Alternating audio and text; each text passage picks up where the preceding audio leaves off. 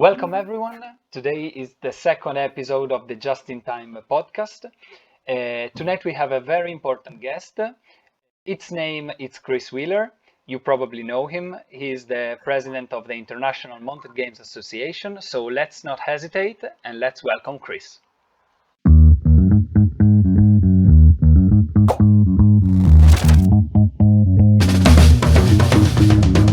Okay, so welcome, Chris. As I said, this is the second episode of our podcast. So please introduce yourself. Hi, everybody. First of all, thank you to Andrea and Federico for inviting me. So my name is Chris, and I am at the moment the chairman of the International Mountain Games Association. And I'm here this evening to answer some questions. Okay, thanks for being here. Thanks for doing this, Chris. We would like to start asking you first, how are you? And we know that we are getting closer to the main part of the season with all these big summer shows coming, and so we guess, we guess you are pretty busy right now. Very well. Thank you for asking. And very busy with the four main European competitions. But also we must remember there is the Nations competition in October, which is happening in New Zealand. So, I've just been on a meeting with them today for the October competition in New Zealand. So but four main summer competitions coming up. So very busy. We're glad you're here also because two of them are going to be in Italy, the individuals and the world teams. Really looking forward. For our country. Really looking forward to these ones in Italy. As a first question, we wanted to ask you, how did you approach to the world of the mountain games and what pushed you to actually choose a part in the political aspect of the discipline and of the sport? Well, I married my wife, so she introduced me to horse riding. Then we have three children, three daughters. We have twins, Connie and Eleanor, and then we have Rosie. And so they all started riding ponies.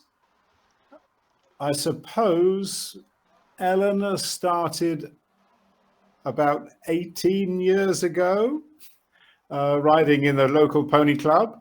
And I knew nothing. I knew absolutely nothing. So you basically started as a parent.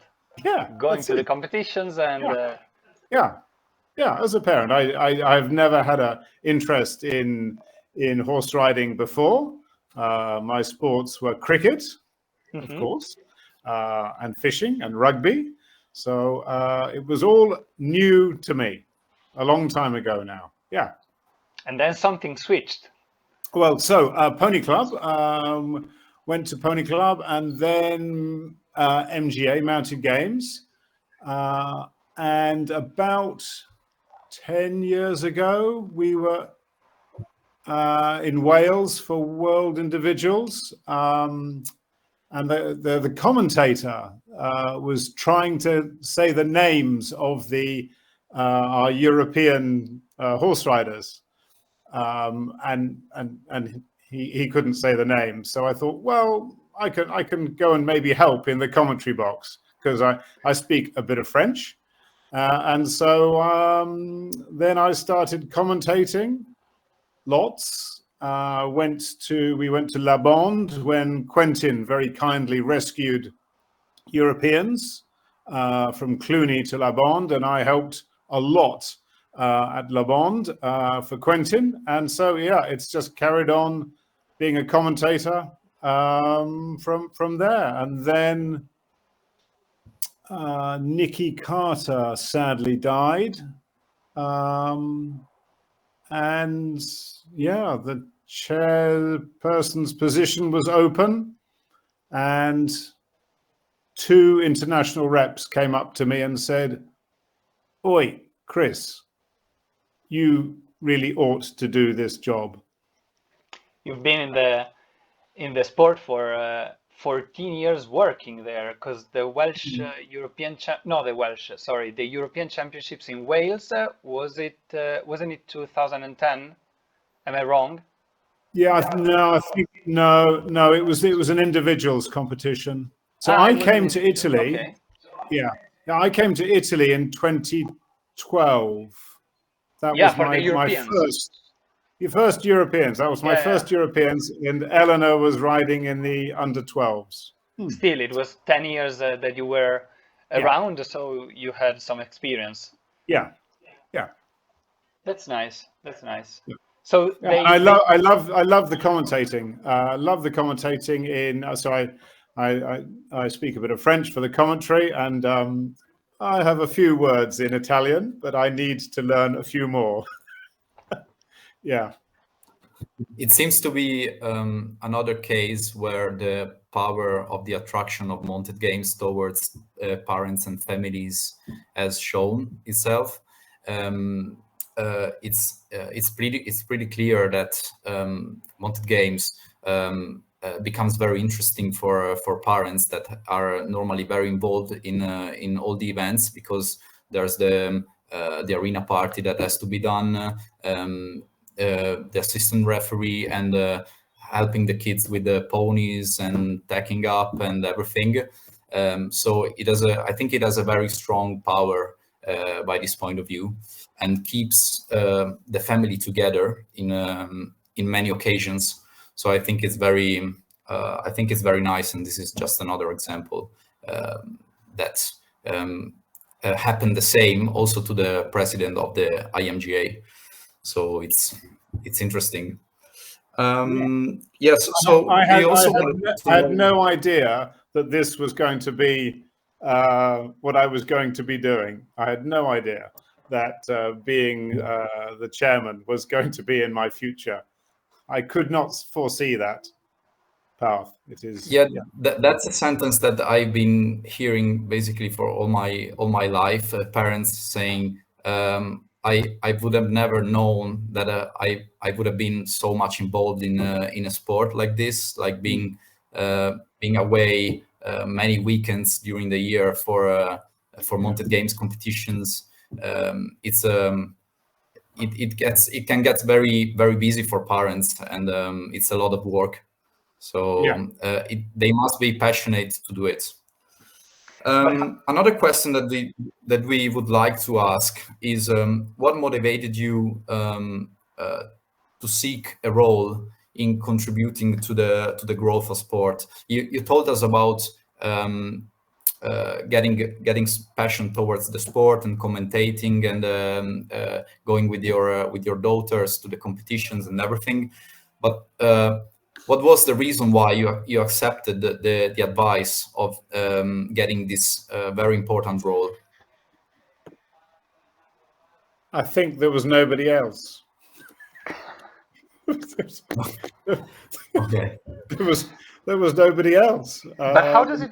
Sorry. Keep going.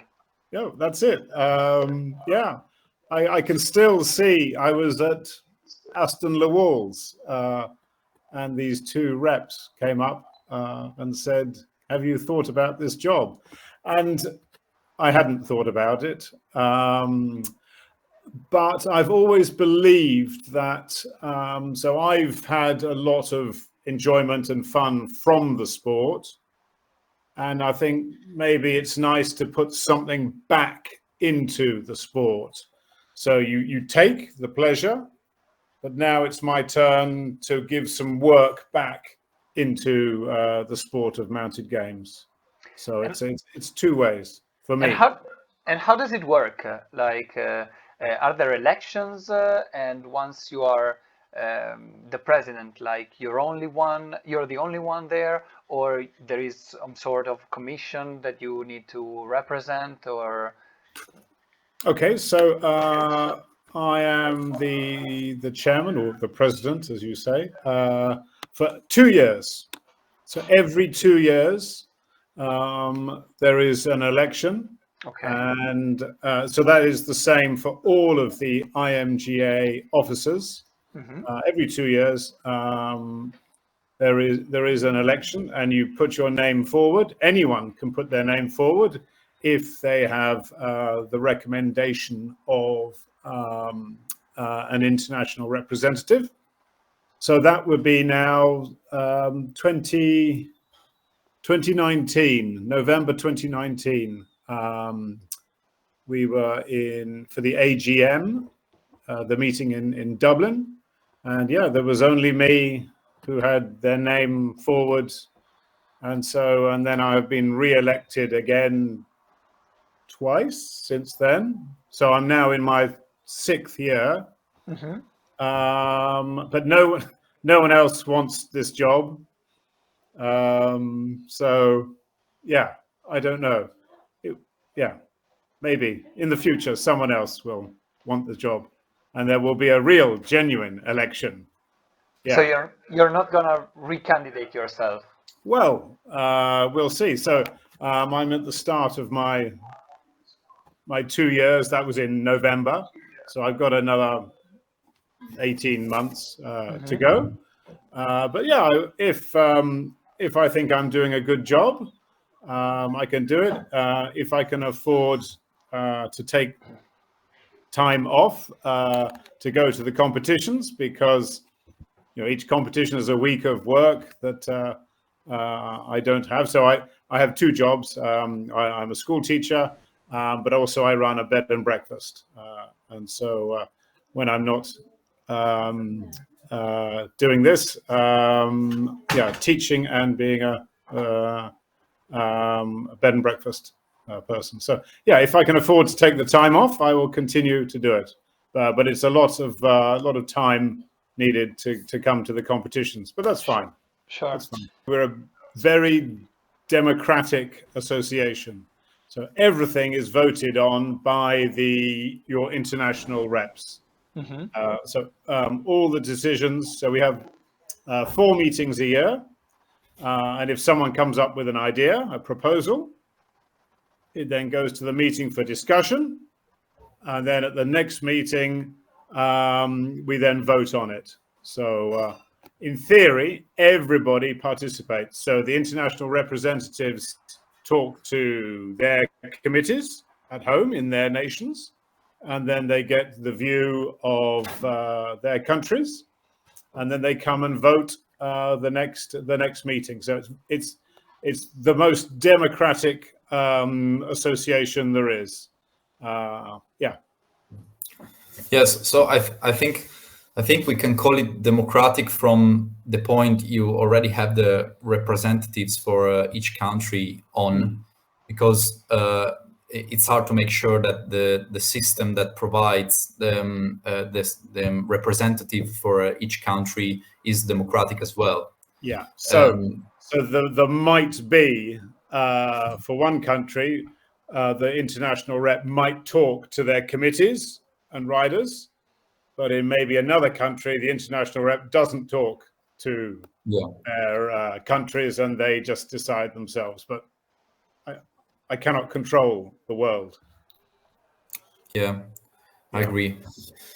Yeah, true. I think it would be very important. But give me also your opinion about this. To try to involve the new generations of veterans. So let's say old riders that have been involved in mountain games for most of their lives. So they know a lot about the evolution, the recent evolution of the sport. So they know about the issues, the point of strengths and of weaknesses, and the weaknesses. So it would be, I think, easier to identify the main point on which the committee should work. What do you think?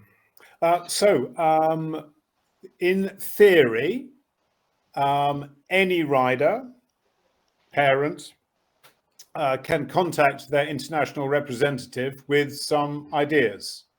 So whether they are a veteran rider or a young rider, and then that can be discussed by your country. And then it can be proposed via the international rep. So, for example, last meeting, was it 2 meetings ago, we said, right, what about some new games? Does anyone want to propose new games? So that offer is there, of course. We also have our subcommittees, and they can be contacted all on the website. So we have our health and safety committee, technology committee, planning committees. We have six committees, so they can be contacted by anybody. It's all open for suggestion. So if you guys or anyone listening, they have any good ideas, contact your international representative, and hopefully it'll get passed up to one of our meetings. Okay. Yeah. And you said before that you've been in the circus for almost 20 years, first as a parent, then as a commentator, and now as a chairman. How do you think the sport has changed in these 20 years, in like considering positive and negative aspects also, if you have any? We've seemed to progress from grass to sand in that time in Europe. In New Zealand and Australia, they still play on grass. So there's that obviously has been a big change. I think the size and speed of the ponies has bigger size, increased speed. I think I've noticed that. Well, I'm sure when I started, bottle shuttle was an accuracy race, but it's now a speed race. It became quicker. How has that happened? So I think the skills, the rider skills have improved. also improved along with the speed of the ponies. Yeah. So that, but moving on to sand arenas, but of course that has caused a few problems because most sand arenas are not 126.5 meters long. So, and they're not as wide as a grass field. So that's caused a lot of thinking of how to improve rider safety. And it's not perfect, but we've made a start with that. So yeah. There's always work to do to improve things. Yeah, so that's another big difference in what I've seen. But that La Bond has been super useful because the arena there is huge and yes, the work that La Bond has done has made it the center of mounted games in Europe. So sure. It's fantastic. Also because its position, which is pretty central, so teams from the south and teams from the north can both travel there, finding a compromise, some sort of compromise, which is hard to find because for countries organizing like in the south or in the north is usually pretty difficult. Yeah. But on the negative side of things, Brexit has almost suffocated and killed mounted games for the international competitions. So the numbers of UK riders coming to Europe and the other way around is tiny compared. So for Italy, you came to Wales for Europeans and England for Europeans. It was an amazing effort to get all those teams and riders to come over.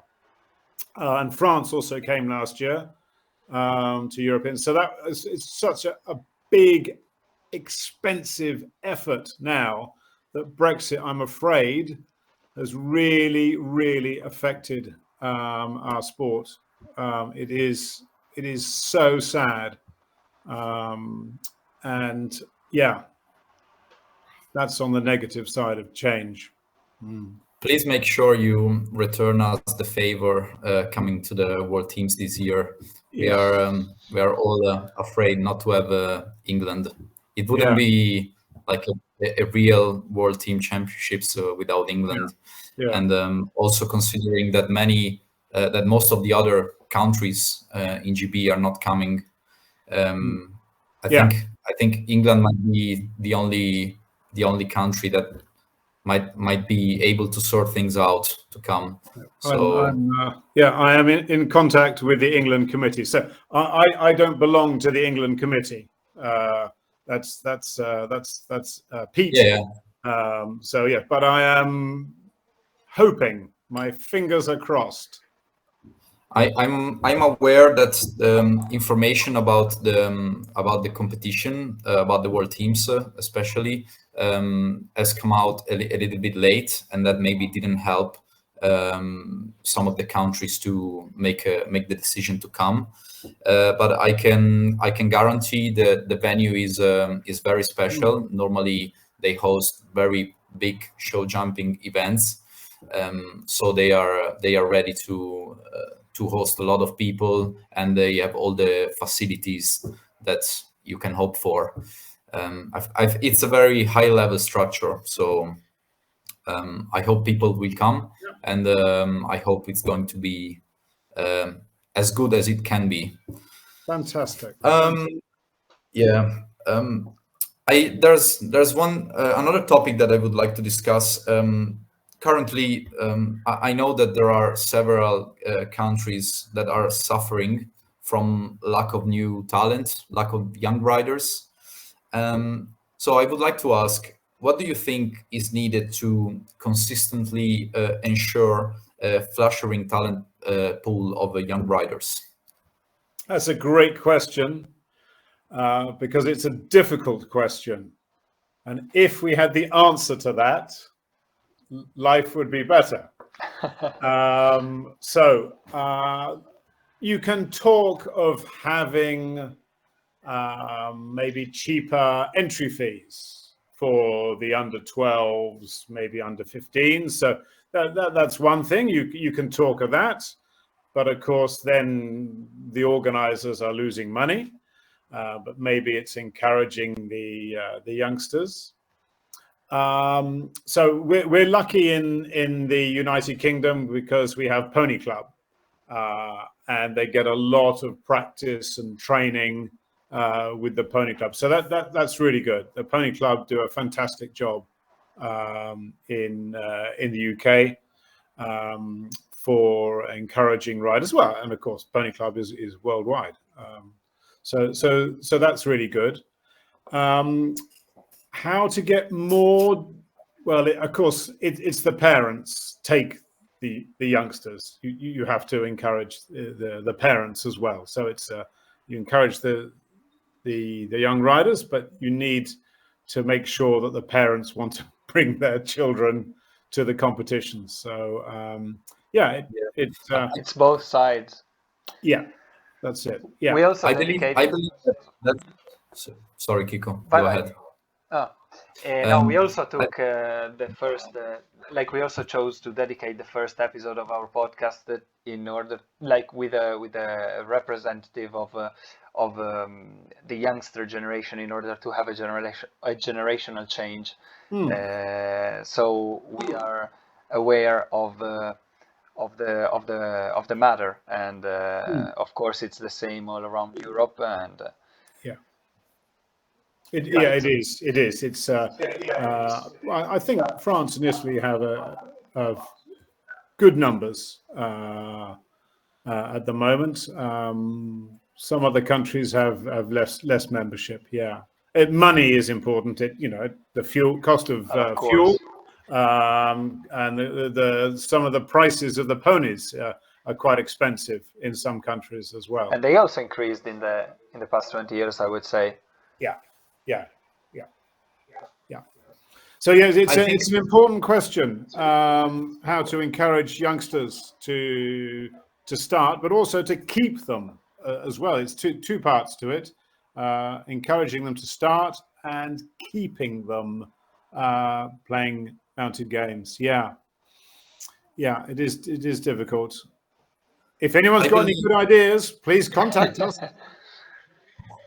I know someone who has a lot of good ideas concerning this topic, and I believe that the main point is creating interest for families, so more for the parents of kids rather than for the kids themselves, because it's easy to have fun with mounted games. It's easy to have fun in a team and moving equipment with a pony and jumping on and off. I think it's easy to create interest for them, but the most important part to keep them in the sport is to communicate what mounted games can give to kids. And in this part, Jacques Cabet has been a very precious diamond in our country, and he has done an amazing job in this. And I think he's still, I think I can say, is still a very important opportunity for mounted games, for the international mounted games, Sure. because it could give a lot of very good ideas that are tailor-made for a specific situation. For example, in Great Britain, mounted games works very differently compared to Italy. We have an equestrian federation. We are under an equestrian federation, which doesn't happen in most of the other countries. And most people that practice mounted games or a pony club in England have their own ponies at home. And it's very different in Italy and in France. Especially in Italy, if you want to ride ponies, you have to go to a pony club. Absolutely. But Jacques Cabet, I think he has thought about all these things, and I think he has very good solutions for the different situations.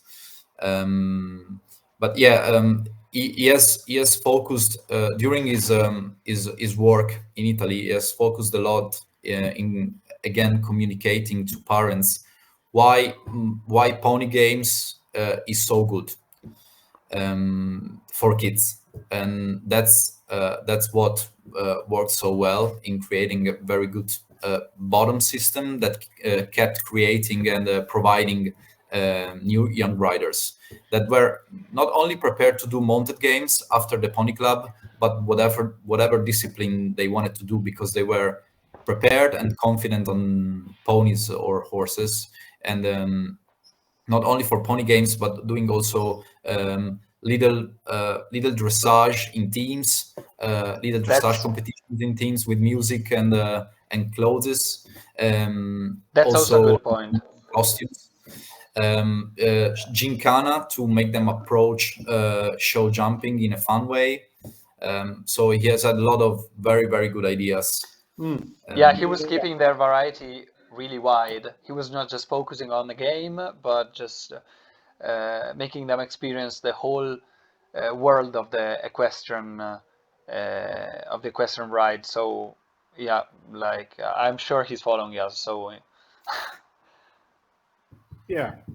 I've met Jacques maybe twice, I think. That's all. In fact, once was in Wales. He was training a team in Wales. He's a good person. What is the plan? The reason of this question is also because we know that the new responsible for the promotion and development of mounted games is Andrea Piazza in the IMGA committee. So we would like to ask, what is the plan of the IMGA team to develop and promote the sport globally? The first thing is obviously what we have just talked about is the juniors, the children. So that's top priority. Secondly, countries who play a bit. They have a few members, but they don't participate in international competitions. So we need to build up those countries who are already started, but they don't do much. Such as Austria, for example. Well, Austria is amazing at the moment. Yeah, I mean, they were fantastic. I'm asking because I stopped riding some years ago, so well, I'm a bit lost. But I'm happy. I'm glad they're doing good. So they were amazing at Europeans last year. It was so good to see them. But what they're doing is they've been getting some trainers in. So that was from other countries. Yeah. Or also. Yeah. So they get trainers in. So from other countries, which is really good.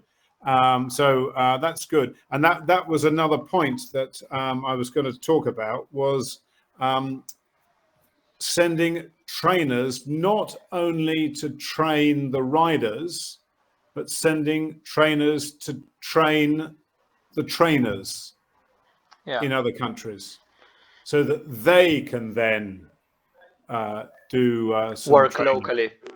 Yeah. So, for example, Warwick from Australia, he has been in China doing some training, and also coincidentally, Peter McCarthy has been in China recently doing some training. So that's the sort of program which I think is important, is not just training the riders, but training the trainers. Mm-hmm. Yeah. Spreading other developments. Spreading ETH. Yeah. Yeah. Other developments. So there is a plan at the moment to introduce a video competition, a worldwide video competition where everybody and anybody can do. They video a race and they time it, and then they send the results in to do a competition. So there are 6 races, and you video them, you time them, you send in your times, and then we can calculate who has done speed weavers the fastest, or bottle shuttle, or whatever it is. But that is so that lots of different countries can participate without traveling around the world. So we have countries who play mounted games, but they're not members of IMGA. So we've got Nigeria, Pakistan, Burkina Faso. We remember them. Burkina Faso played also some world championships. Yeah, that's back it. in the time. So they play mounted games, and it would be great if they could participate globally in an international mounted games competition in their field, in their sand school, wherever. Doesn't matter where they do it, so that we can promote mounted games, and it's open to everybody. It's inclusive of everybody. So that's an idea that we're working on at the moment. And of course, you can join in as well. Andrea, you can join in as well if you wish. But it is open for everybody. Or if you have some people are lucky, they have a second pony or a novice pony, they could join in. So that would be to get countries like Mexico. They play mounted games. Why not? Yeah. Sure. And what is your, as we said before, kind of a slippery question, a tricky question, but what is your opinion on the recently formed Struck division from Rory Capel? Do you think it has affected in some sort of way the IMGA Federation? I don't think it's affected IMGA. Whether it's affected MGA GB, possibly, but again, I'm not involved in MGA GB. I get on very well with Rory. We talk a lot, we laugh a lot, so I get on very well with him. And Struck, they do their winter competitions, which seem to be great. So if you have another pony and you want to get it trained for the winter, the Struck winter competitions, they happen. I think Struck is raising the profile of mounted games, which is socially on the social media. So that's quite good. And Rory, he's always got new ideas, which I love talking to him about. So that's nice. On the other hand, people might say, well, there are too many competitions now. We have MGA-GB, we have Struck, we have the IMGA competitions. There's too many. That's what I meant also, like when I said that. Yeah, when I asked if it has affected in some kind of ways. Yeah. I mean, you don't have to do them all. There is no rule about doing them all. But I mean, Rory is always great. I talked to him about the dates for IMGA competitions. We're working on the dates for 2025 at the moment. So Struck are always very respectful of that. So we try and avoid the dates. And hopefully we'll see Rory at more international competitions. Sure. So you basically see it as a positive thing. It's as far as IMGA is concerned. Of course. Yeah. I can't speak for MGA GB because I'm not on that committee, so sure. I don't know. But yeah, I'm okay with Struck. Yeah. Sure. There's one thing. There's another thing that I would like to ask. Is there the desire from anyone to get some sponsors involved, to get money to invest in the discipline in some way? I think the excitement that the sport, especially like big events such as the World Championships, can bring to people, has a lot of power, and it can be used. I think the media power of mounted games is very high.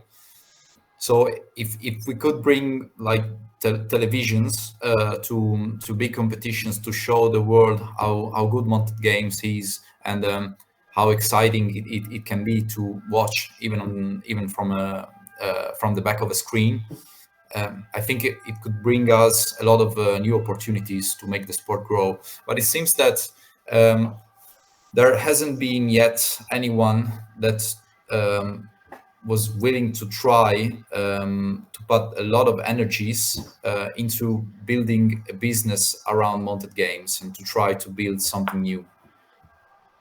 I agree.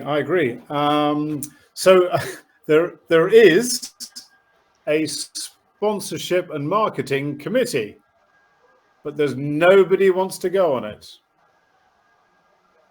No one. Can't find anybody. It's your time. Yeah, literally, there is nobody. I ask the international representatives, can they find somebody? Zero. Nothing. But I agree, Andrea, there is the opportunity, but you need somebody who is in marketing or in business. I'm a school teacher. I do not work in business. We need to find somebody who might be interested in promoting sponsorship, or finding sponsorship, and marketing. If, again, anybody out there listening, hello, would like to contact us, please do so with some ideas. Television, the camera following 7 or 8 lanes is not easy. So yeah, that needs someone with good technology skills to make it visually attractive on the television. Yeah, it's like having 8 I think footballs in the arena. Which football do you follow? Yeah, it's difficult. Sure. I think we would need like a very good video making service with more than one camera. We would need like maybe six cameras and Yeah, someone that can control what A director, what perspective yeah, should be shown at that specific time during yeah, of during the course. race. yeah, So I think it would be a very expensive things to do. yeah. It is. But I know a lot of people. Coming back to what we were saying at the beginning of this podcast, I think mounted games has a very strong attraction power towards parents and families, and it seems that it's hard for them to get rid of the habit of being involved in mounted games.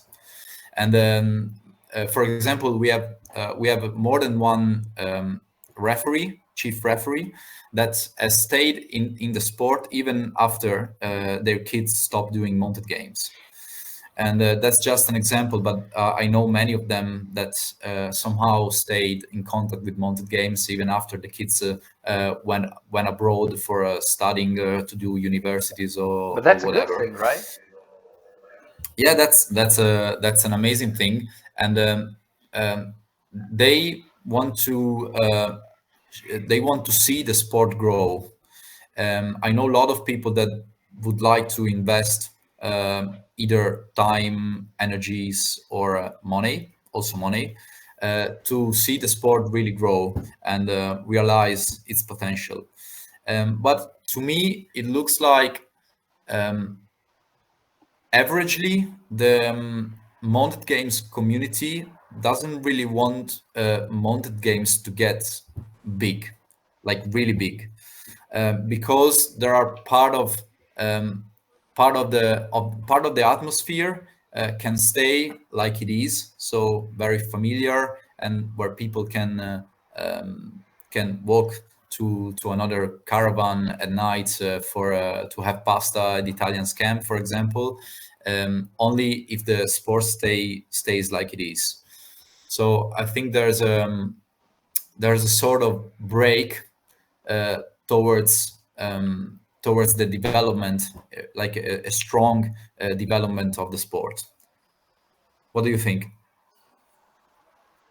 Well, for me, my job is to promote it to be bigger and better. So that would be my view on that. So sponsorship, television, marketing.